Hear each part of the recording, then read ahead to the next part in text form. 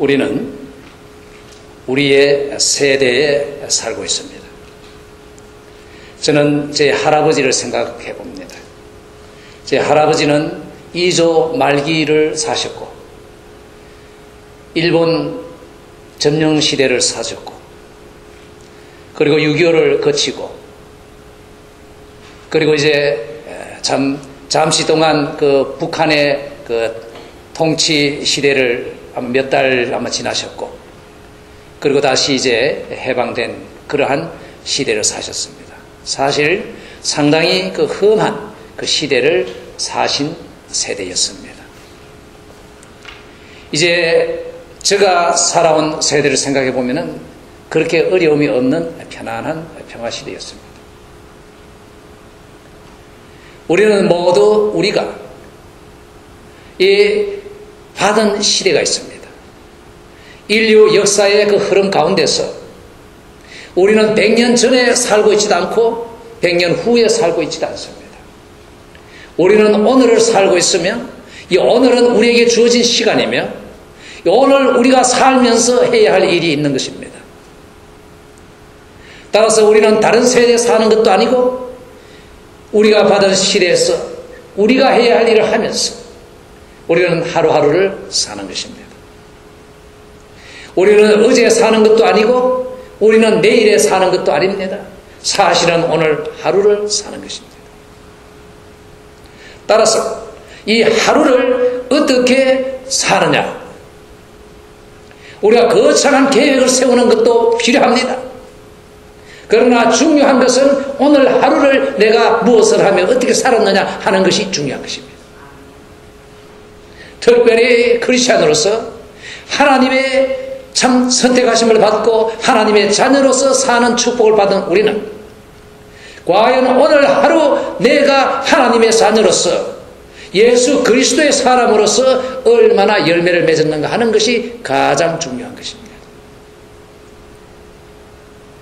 사람마다 자기가 태어난 시대를 그 살면서 그 안에서 겪어야 하고 그리고 또 해내야 하는 일들이 있지만은 우리는 우리의 세대, 우리의 오늘을 부여받고 이제 우리의 관심은 오늘 내가 얼마나 바로 살 수 있겠는가, 열매 있게 살 수 있겠는가 하는 것이 중요한 관심인 것입니다. 예수님은 마태복음 6장 33절과 44절에서 이 오늘을 사는 우리에 대해서 해답을 주셨습니다. 너희는 먼저 그의 나라와 그의 의를 구하라. 그리하면 이 모든 것을 너희에게 더하시리라. 그러므로 내일 일을 위하여 염려하지 말라. 내일 일은 내일 염려할 것이요 한날 괴로움은 그날에 족하니라. 정말 짧은 말씀이지만 오늘을 사는 우리에게 중요한 지혜를 주고 계십니다. 먼저 여기에 보면은 먼저라고 했습니다. 그 말은 우리의 모든 행동에 있어서 활동에 있어서 우선순위가 있다는 것을 말씀하십니다. 먼저가 있고 나중에 있습니다. 여러분 무슨 일을 해보세요. 먼저 해야 할 일이 있고 나중 해야 할 일이 있습니다. 그 순서가 바뀌어놓으면 일이 효과가 없어요. 먼저 할 일과 나중 할 일. 그러면 먼저 무엇이냐? 가장 먼저 최고 우선순위는 하나님의 나라와 하나님의 의를 구하는 것이다. 우리의 생활 중심에 하나님을 모시고 하나님의 나라와 하나님의 의를 추구하는 것이다. 두 번째로 그렇게 할 때에 하나님은 모든 것을 더하신다고 했습니다. 그리고 세 번째로 내일을 위해서 염려하지 말아라. 내일은 우리의 것이 아닙니다. 사실 내일은 하나님의 것입니다. 하나님이 주관하시는 일을 우리가 미리 감당하고 염려하는 것은 현명하지 못하다는 말씀입니다. 먼저 하나님의 나라와 하나님의 의를 구하는 것은 예수님이 주신 주기도문에서도 잘 나타나 있습니다. 나라의 임하옵시며 뜻이 하늘에서 이루어진 것 같이 이 땅에서도 이루어지기를 원합니다. 이 지구상에 이루어지는 것도 중요하지만 나의 삶에 있어서도 하나님의 나라와 하나님의 뜻이 이루어지는 것을 원합니다 하는 기도에도 잘 나타나 있는 것입니다. 이 너희는 먼저 구하라 했을 때 이 구하는 축구하는 것입니다. 무엇을 찾고 그리고 취하는 것입니다. 그러자면은 이것은 먼저 살펴야 합니다. 그리고 분별을 해야 합니다. 그리고 행동을 취해야 합니다. 내가 가져야 되는 것입니다. 이것이 구하는 것입니다. 오늘 이제 우리는 여러분 이 주님의 주신 말씀을 기초로 해서 이제 우리 다시 한번 우리의 하루를 사는 데 있어서 우리가 살펴야 할 것, 그리고 분별해야 할 것, 그리고 취해야 할 것을 같이 생각하고자 합니다. 짧은 시간에 모든 것을 다 취급할 수는 물론 없습니다. 단지 중요한 몇 가지만 우리 같이 생각해 보겠습니다. 먼저 우리는 알아야 합니다. 항상 살펴서 깨달아야 합니다. 그것은 내가 언제든지 예수님을 만날 수 있다는 사실을 알아야 합니다. 오늘 저녁이나 오늘 1시간 후이라도 내일 아침이나 또 내일 오후라도 정말 오늘 어느 시간에도 나는 예수님을 만날 수 있다는 가능성을 깨달으라는 것입니다. 예수님을 만나는 데는 두 가지의 경우가 있습니다. 그것은 예수님께서 이 땅에 다시 오시는 것입니다. 그 다시 오시는 재림에 대해서 예수님은 늘 준비하고 깨어있으라고 당부하셨습니다. 마태복음 24장 42절에 보면은 그러므로 깨어있으라 어느 날에 너희 주가 임할는지 43절에 너희가 알지 못함이니라고 말합니다. 깨어있으라, 언제든지 깨어있으라. 왜? 언제 예수님이 돌아오실지 모르니까 항상 준비되어 깨어있으라고 말씀하신 것입니다. 그 다음에 44절은 말합니다. 이러므로 너희도 예비하고 있으라. 생각지 않은 때에 인자가 오리라. 예수님은 언제든지 오실 수 있다는 것을 문을 열어놓고 계셨습니다. 따라서 우리는 항상 언제든지 예수님이 오실 수 있다는 것을 알아야 합니다. 따라서 거기에 대한 준비된 삶을 하루하루 살아야 되는 것입니다. 다음으로 두 번째로는 우리가 주님 앞에 가는 것입니다. 우리가 언제든지 이 세상을 떠날 수 있다는 것을 여러분 아셔야 합니다. 여러분 1시간 후를 아십니까?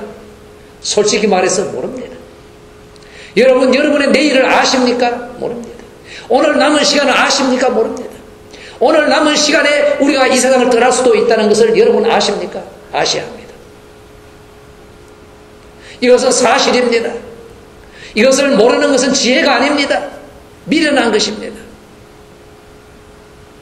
예수님은 누가복음 12장 20절에 이 세상에 재물을 많이 쌓아놓고 참 너무 쌓을 곳이 없어서 고민하는 한 부자를 두고 말씀하셨습니다. 어리석은 자여, 오늘 밤에 내 영혼을 도로 찾으리니 그러면 네 예비한 것이 네 것이 되겠느냐, 이렇게 말씀하셨습니다. 이 세상의 일에 바빠서 그 이상은 생각지 못하는 삶을 통해서 향해서 예수님은 말씀하셨습니다. 오늘 밤에 하나님의 영혼을 부르시면 그 큰 회사, 큰 재산, 큰 교회, 큰 명성, 뭐 어떻고 저떻고 그게 다 무슨 의미가 있느냐? 사실 의미가 없습니다. 따라서 예수님이 언제 오실지 모르는 우리들, 우리가 언제 이 세상을 떠날지 모르는 우리, 그러면 예수님이 오시든 우리가 가든 누구를 만납니까? 예수님을 만나는 것입니다. 예수님을 언제든지 만날 수 있다는 사실을 잊지 마십시오. 하루하루를 제대로 사시려면 예수님을 오늘도 만날 수 있다는 그 생각을 잊지 마십시오. 그러면 여러분의 삶의 자세와 태도는 완전히 달라질 것입니다. 교회를 오는 자세도 달라질 것입니다. 예배를 임하는 자세도 달라질 것입니다. 만약 제가 설교하는데 오늘 이 설교가 내 일생의 마지막 설교가 될지 모른다는 생각을 할 때 나의 설교는 완전히 달라질 것입니다. 안 그렇습니까? 여러분의 오늘 이 예배도 완전히 달라질 것입니다. 그러나 이것은 사실입니다. 이것을 잊지 말아야 되는 것입니다. 언제든지 주님이 오실 수 있고 언제든지 내가 이 세상을 떠날 수 있는데 오시든지 내가 가든지 누구를 만나는가? 예수님을 만나는 것입니다. 예수님을 만났을 때 무슨 일이 있겠습니까? 기쁜 일이 있어야 되는데 혹시라도 좀 이렇게 좀 죄송한 일이 있으면 좀 곤란하죠. 솔직히 말했어요. 그래서 기쁜 마음으로 주님을 언제든지 배울 수 있는 그런 준비된 충성된 삶을 하루하루를 사셔야 되는 것입니다. 두 번째로 우리가 살피고 깨달아야 될 것이 있습니다. 그것은 많은 사람들이 가고 있다는 사실입니다. 얼마나 많은 사람들이 세계적으로 오늘도 숨지고 있는지 제가 전에는 통계 숫자를 가지고 있었는데 지금 잊어버렸습니다. 몇 명, 하여간 많은 사람들이 매일매일 이 세상을 떠나고 있습니다. 인간의 사망률은 몇 %입니까? 100%입니다. 모든 사람이 죽는 것입니다. 그리고 모든 사람이 언젠가는 이 세상을 떠나는 것입니다. 그런데 떠나는데 두 길이 있습니다. 구원받은 사람이 떠나는 길과 구원받지 못하는 사람이 떠나는 길. 뿐만 아닙니다. 우리 주변에 많은 사람들이 죽어 있습니다. 그리고 죽음의 길을 걷고 있습니다. 헛수고하고 있습니다. 헛살고 있습니다. 이 사실을 우리는 살펴보면서 깨달아야 합니다. 인간은 죽음 아래 있고 이 천지, 창조된 천지는 다 죽음 아래 있습니다. 저주 아래 있습니다. 사라질 것입니다.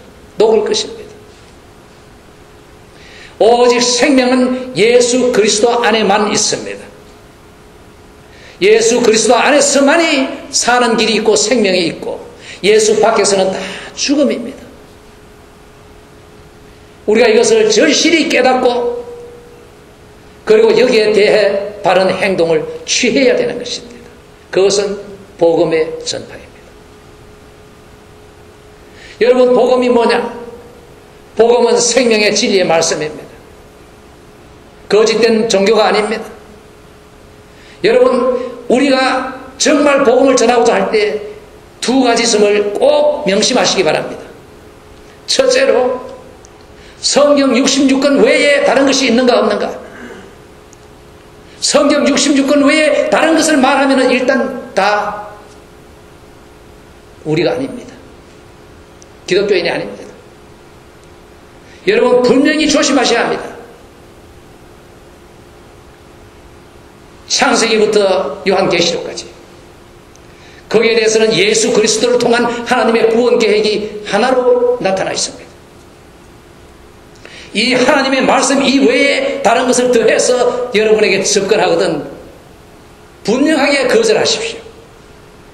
그리고 알아차리십시오. 이 사람은 우리와는 다르다. 절대로 거기에 타협하거나 협조하고 동조해서는 안 되는 것입니다. 둘째로, 예수 그리스도입니다. 예수 그리스도가 누구냐? 예수 그리스도의 죽음과 그의 피, 그리고 죄를 해결하시고 다시 사신 부활, 거기에 의해서만이 사람이 살아나는 것입니다. 피가 없는 그 곳에는 구원이 없습니다. 생명이 없습니다. 예수 그리스도의 피를 통하지 않고는 인간에게 생명이 없습니다. 여기에 대해서 분명해야 합니다. 이것이 복음입니다.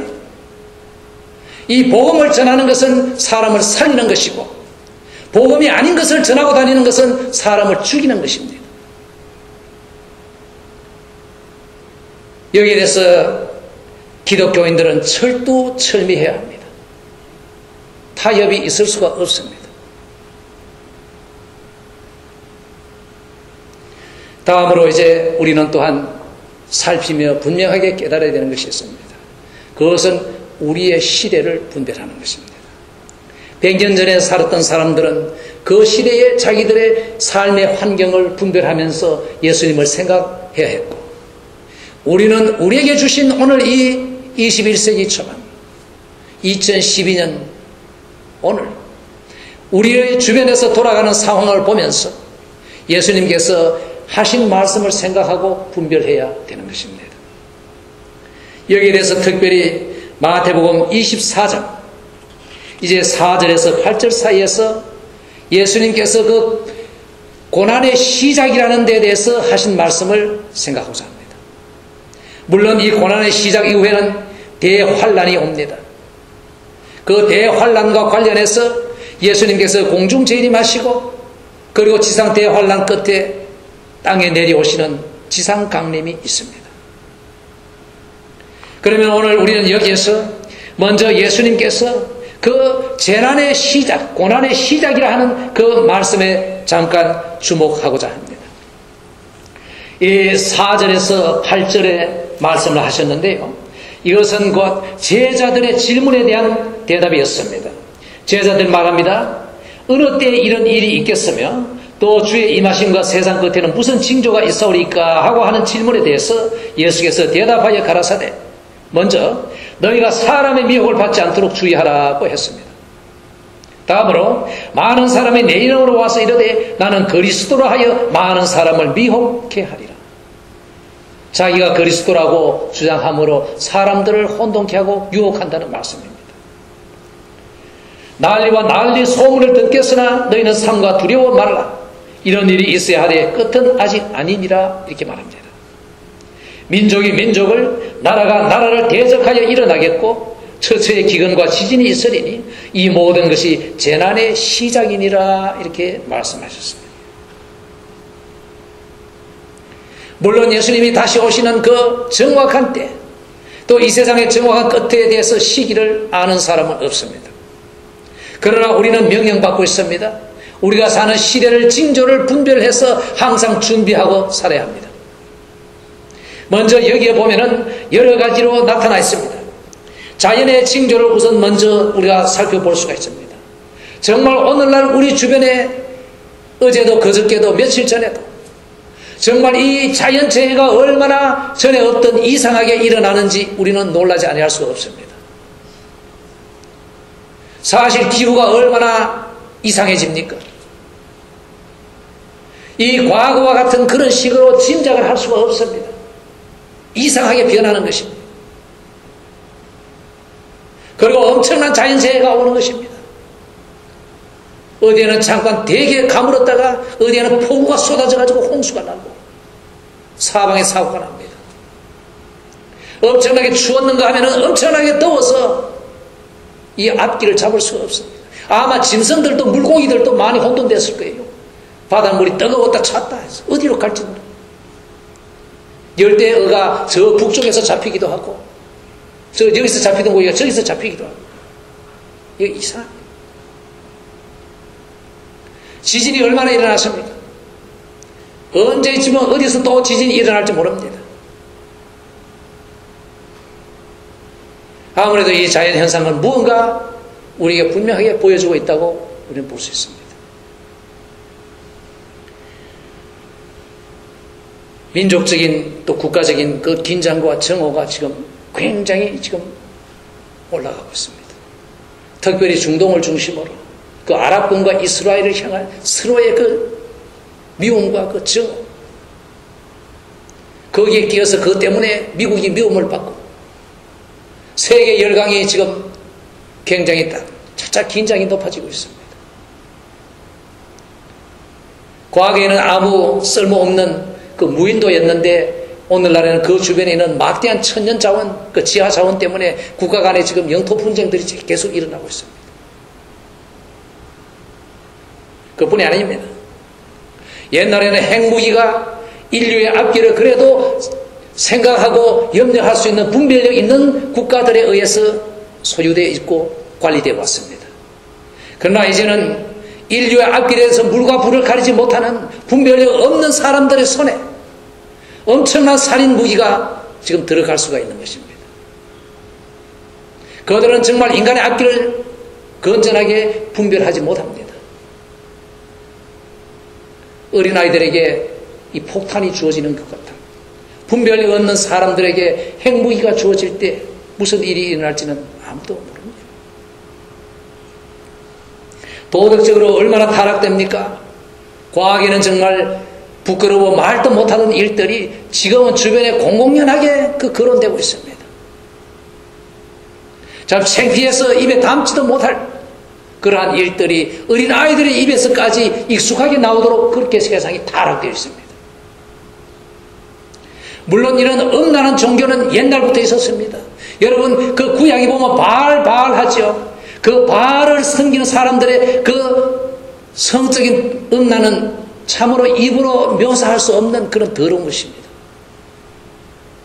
그런데 오늘날에도 이러한 음란한 음탕한 종교들이 많이 사람들을 유혹하고 있는 것입니다.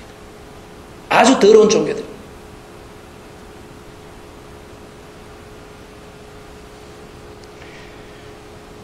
종교적으로 이 폭력화되고 아주 난폭해집니다.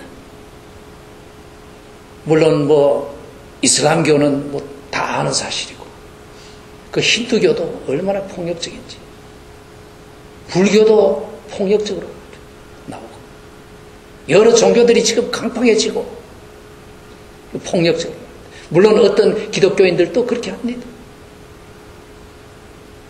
많은 교회들이 지금 불타고 있고 그리고 많은 기독교인들이 참 순교하고 있습니다.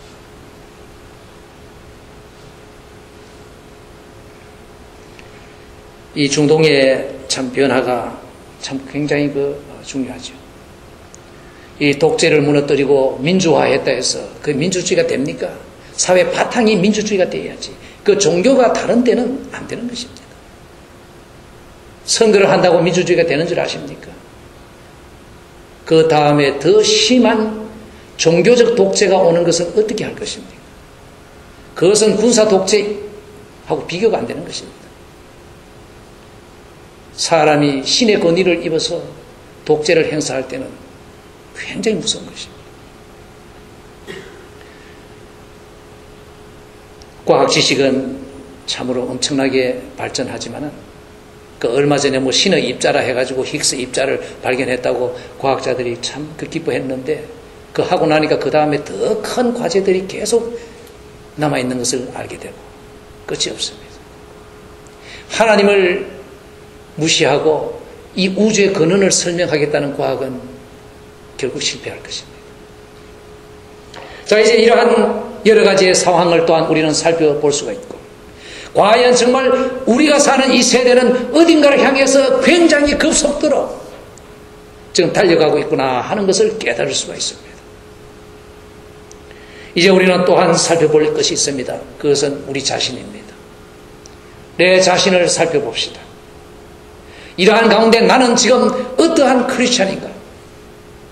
나는 정말 구원받은 믿음을 가진 참된 크리스찬인가 아닌가? 내가 교회에 오는 목적은 무엇이며 우리 교회를 향한 나의 목적은 무엇인가? 정말 나는 크리스찬으로서 순수한가? 우리 자신을 살펴보아야 합니다. 나는 정말 오늘 예수님을 만날 준비가 되어 있는 사람인가? 이것을 우리 자신이 살펴보고 다시 한번 깨끗하게 확실하게 해야 합니다. 그저 이리 오라 하면 이리 가고 저리 오라 하면 저리 가고 이 종교에서 오라 하면 이리 갔다가 저 종교에서 오라 하면 저리 갔다가